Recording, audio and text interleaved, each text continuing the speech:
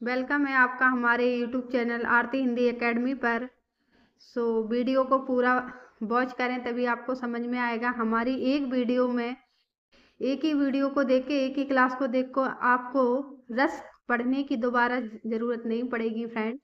मैं इस तरीके से बिल्कुल आसान भाषा में आपको समझा रही हूँ, तो आप देखिए कि पूरी रस की क्लास एक ही क्लास में कंप्लीट कराने वाले हैं।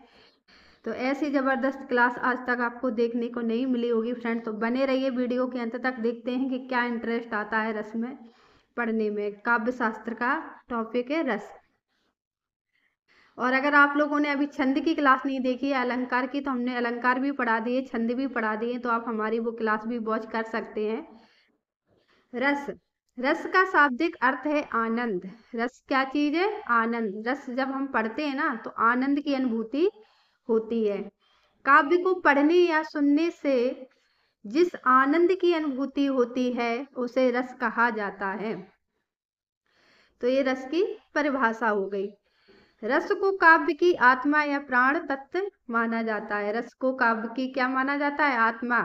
कभी कभी ये क्वेश्चन पूछा भी जाता है। रस के अंग: स्थायी भाव, विभाव, अनुभाव, संचारी भाव। रस के कितने अंग हैं? 4। कौन कौन से? स्थायी भाव, विभाव, अनुभाव, संचारी भाव या व्यभिचारी भाव। संचारी भाव को व्यभिचारी भाव भी कहते हैं। स्थायी भाव, स्थायी भाव का मतलब है प्रधान भाव। प्रधान भाव वही हो सकता है जो रस के अवस्था तक पहुंचता है। काव्य या नाटक में स्थायी भाव शुरू से आखिरी तक होता है, इसे हम स्थायी भाव कहते हैं। स्थायी भावों की संख्या कितनी मानी गई है? 9। स्थायी भावों की संख्या कितनी मानी गई? 9।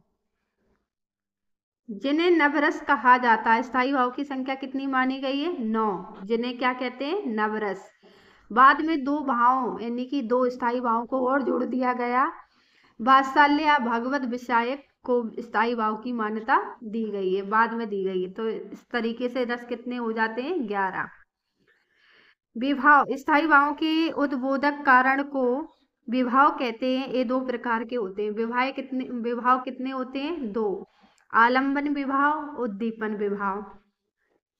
तो नंबर 1 आलंबन देखते हैं। जिसका आलंबन या सहारा पाकर स्थायी भाव जागते हैं आलंबन विभाव कहलाते हैं। जैसे नायक नायिका, ये 2 पक्ष होते हैं इसमें।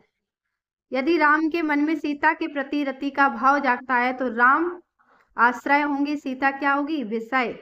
तो ये आलंबन विभाव में आता है। उद्दीपन, जिन वस्तुओं या परिस्थितियों को देखकर स्थायी भाव उद्दीपित होने लगे, जैसे चांदनी को कोलकूंजन, एकांत, स्थल रमणीय उद्यान, नायक नायिका की चेष्टाएं आदि, ये सब किस में आती हैं? उद्दीपन में आती हैं। अनुभाव, अनुभाव मनोगत भाव को व्यक्त करने वाले विकार अनुभाव कहलाते हैं। अनुभावों की संख्या 8 मानी गई है।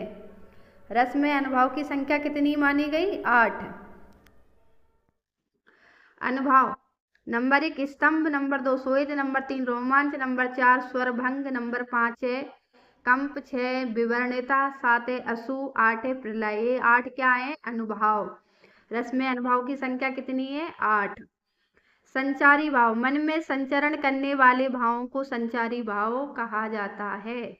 मन में संचरण करने वाले शब्दों को क्या कहते हैं? संचारी भाव। संचारी भावों की संख्या कितनी मानी गई? 33। कितनी मानी गई? 33, 33। हर्ष, त्रास, ग्लानि, शंका, असूया, अमर्ष, विषाद, लज्जा, चिंता, मोह, उत्सुकता, चपलता, जड़ता, निर्वेद, घृति, मति, वितर्क, आलस्य, गर्व, उग्रता, दीनता, आवेग, विबोध, श्रम, निद्रा, उन्माद, मद, अपस्मार, व्याधि, स्मृति, स्वप्न, अविहितता, अविहितता, मरण। ये 33 क्या है? इन 33 क्या माने गए हैं? संचारी भावों की संख्या। रस के प्रकार: नंबर 1 श्रृंगार रस, रति या प्रेम होता है। हास्य रस का हास्य होता है, करुण रस का शोक होता है, वीर रस का उत्साह होता है, रौद्र रस का क्रोध होता है, भयानक रस का भय होता है, बीभत्स रस का जुगुप्सा घृणा होता है, अद्भुत रस का विस्मय या आश्चर्य होता है, शांत रस का सम निर्वेद होता है, वात्सल्य रस का वात्सल्य रति होता है, भक्ति रस का भगवत विषयक रति अनुराग होता है। कुछ यहाँ इम्पोर्टेंट पॉइंट नोट कर लेना, यहाँ पे हमने नोट डाल के पॉइंट बताए हैं। श्रृंगार रस को रसराज या रसपति कहा जाता है। श्रृंगार रस को रसराज या रसपति, यानी कि कभी कभी क्वेश्चन में पूछा जाता है रसराज किस रस को कहा जाता है, तो श्रृंगार रस को कहा जाता है, रसपति भी उसी को कहा जाता है।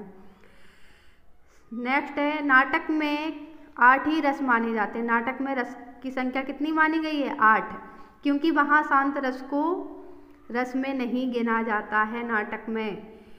नेक्स्ट है, भरत मुनि ने रसों की संख्या कितनी मानी है? 8। सॉरी, यहाँ पे भारत लिख गया है तो आप भरत कर लेना। भरत मुनि ने रसों की संख्या कितनी मानी है? 8। भरत मुनि ने केवल 8 रसों की चर्चा की है, पर आचार्य अभिनव गुप्त ने 9 रसों को काव्य में स्वीकार किया है। नेक्स्ट पॉइंट है, भरत मुनि को काव्य शास्त्र का प्रथम आचार्य माना जाता है। नेक्स्ट है, सर्वप्रथम आचार्य भरत मुनि ने अपने ग्रंथ नाट्य शास्त्र में रस का विवेचन किया है, इसलिए इन्हें रस का सांप्रदायिक प्रवर्तक माना गया है। तो रस का सांप्रदायिक प्रवर्तक किसे मानते हैं? भरत मुनि को। तो इस तरीके के जो इम्पोर्टेंट पॉइंट है तो इन्हें नोट भी कर सकते हैं और इन्हें पढ़ के जरूर जाएं, तो एग्जाम में आराम से इन्हीं से रिलेटिव प्रश्न पूछे जाते हैं। नेक्स्ट क्लास रहेगी आपको रसों की प्रैक्टिस सीरीज की, यानी कि प्रश्नों की कम से कम 30 या 40 प्रश्न यहाँ पे सॉल्व करवाएंगे। तो अब नेक्स्ट क्लास इसी की आएगी। सो थैंक यू, पूरा वॉच करें। जय हिंद, जय भारत।